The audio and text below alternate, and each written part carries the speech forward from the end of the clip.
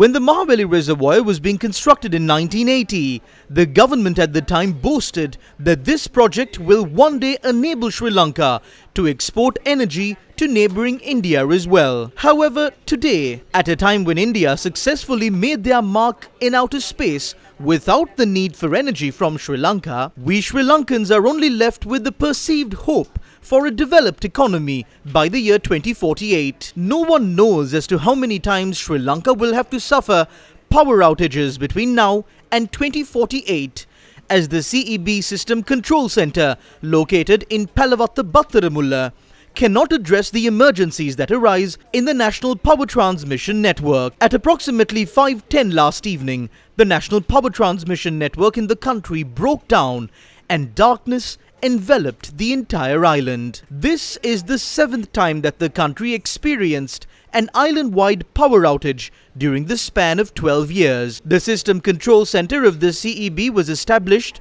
based on the recommendations made following the island-wide power outage on the 13th of March 2016 at a cost of 4 billion rupees. Until 2019, this centre was controlled by electrical superintendents. However, since 2019, this centre has been under the control of electrical engineers. Yesterday's island-wide blackout was the third of its kind since the operations of the System Control Centre came under the control of electrical engineers. An investigation into the island-wide power outages was carried out in March last year, 3 months after the incident that led to an island-wide power outage on the 3rd of December 2021. This investigation was held as a public hearing on the 3rd and 7th of March 2022, according to the provisions of the Electricity Act. 21 individuals, including officials from the Ministry of Energy and the Ceylon Electricity Board,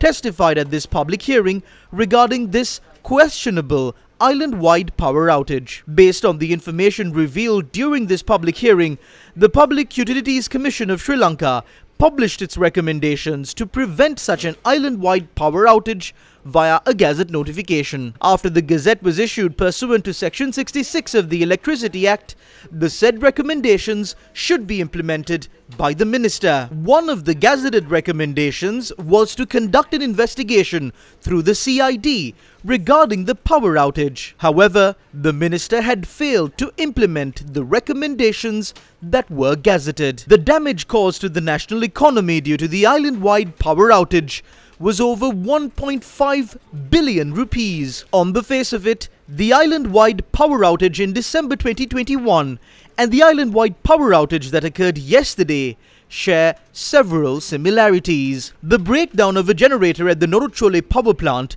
in both of these instances shows how vulnerable our national power transmission system is. This vulnerability compromises the national security of Sri Lanka. The minister, who cites inefficiencies at the CEB and draws up plans to break it down and sell it off, has failed to implement the recommendations that were gazetted to prevent power outages and violated the rights of the general public to enjoy an uninterrupted supply of power. Sri Lanka does not have a culture where public representatives or officials take responsibility for their faults and resign from office. But if the minister ever stops and wonders if there is a better person to handle his responsibilities, now that would be truly remarkable.